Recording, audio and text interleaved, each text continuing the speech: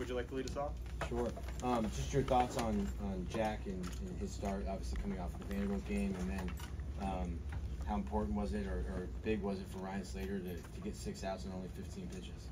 Yeah, first I'd like to start off with, compliment Florida A&M. I mean, Jamie's done an incredible job with that program, and they throw strikes, they play good defense, they hold runners at second. They didn't give us anything tonight, so I'm going to start with that. But Jack was outstanding tonight. He was outstanding. He kept his pitch count down for the most part, got us through 6, and made some pitches there in the middle part of the innings with runners in scoring position. Ryan Slater, I just said this to the other coaches, where he is now and where he started, coming off the injury, he was outstanding. And he looks comfortable. He's poised. Kept his pitch count to 15 pitches to get 6 outs, and Brandon, came in and threw 10, and the pitching was just overall was outstanding tonight. Any reason or anything that stood out why maybe the bats didn't swing as well tonight, or just something I don't know. The bottom line is we're going to have to generate offense in a different way that we may have the entire year, and be a little bit more aggressive maybe in some other areas. But just compliment FAMU. I mean, they did a good job. But a win's a win this time of the year, so it's not anything to get upset about or overanalyze. It's just one of those games. Hopefully our players learn from it, and they're going to come out a bit more aggressive tomorrow. Simple as that. It seemed like Cags leaned on the fastball a little heavier in the first couple innings today. How important was that for him just to kind of be able to find the zone again and settle back in after last week's outing?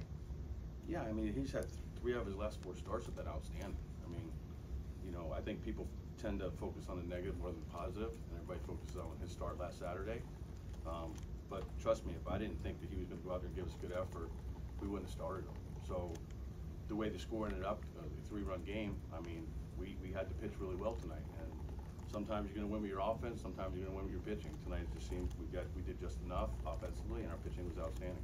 And then we've talked a couple times the past couple weeks about Mikey being able to get productive at bats, bottom of the order, and seeing a lot more pitches. And I think he had a 7-pitch at bat, and he walked another time. Just to see that progress from him tonight, how important was that? Yeah, it's something we've been preaching and talking to him about. But he played a really good center field.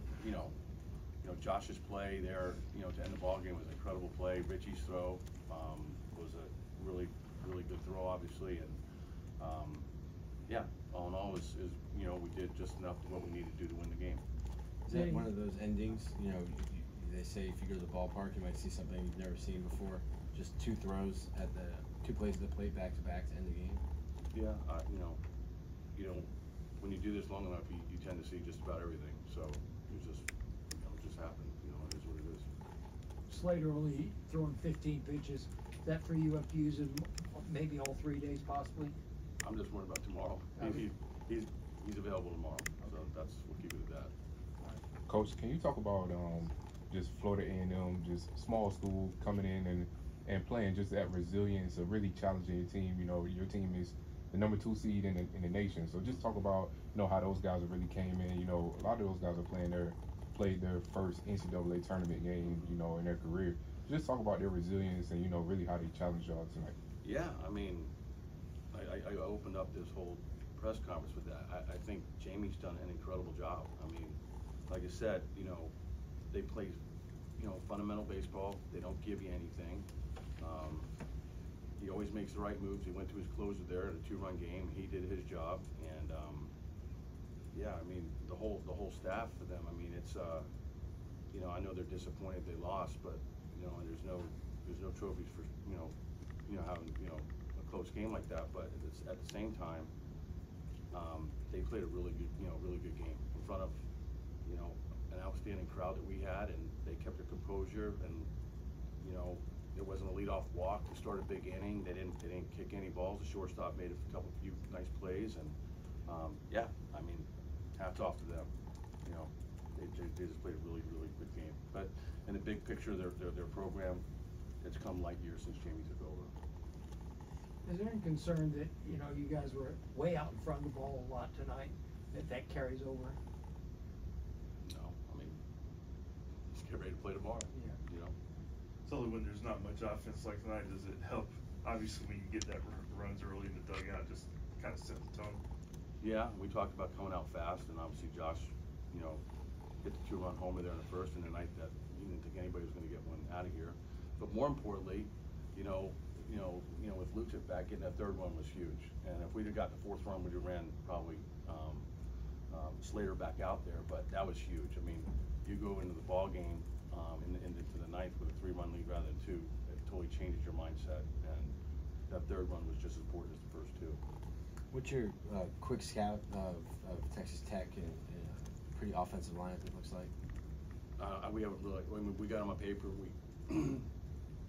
We obviously have a scouting report, but we haven't dove into it yet because you start thinking about the second game or the third game and start taking things for granted. You find yourself in a really tough predicament most of the time. So, yeah, I mean, it doesn't matter who you play this time of year. Everybody's good. They're here for a reason, right? So we'll get in here early tomorrow and knock them out. But at the end of the day, it's about execution. Brandon throws the way he throws, we'll have a chance. It's really that simple. Largest postseason crowd in program history tonight. What was it like to have that kind of support? And It's incredible. I mean, that's why we fight to have a host site for regionals and super regionals, because it's a lot better to play at home than it is on the road. But our crowd has been incredible tonight. But honestly, they've been great all year long. So we appreciate it, but it does make a difference, and I'm sure we're going to have another great crowd tomorrow. How nice is it this year to be able to have guys at the back end of that bullpen to be confident when you put them in the back end of the game? We talked about it before, how last year that might not have existed when you got to the postseason. Yeah, I mean, I think we improved. We talk about last year all the time. We were 6-12 in the league at one point, and the back end came together. We really didn't have one guy to close it out like Neely, but like I said, I sound repetitive, but the second half of the year, our bullpen has come together. Sometimes it just takes time, but it is reassuring to know guys are going to come in and be able to handle situations like that. And our guys pitched really good tonight. When you put Richie out there, when you make that kind of move, is it more for his arm or just all around defense? Just all around. It's just Tyler had made the third out of the inning with a 3-run lead. He played defense the last 3 outs of the game.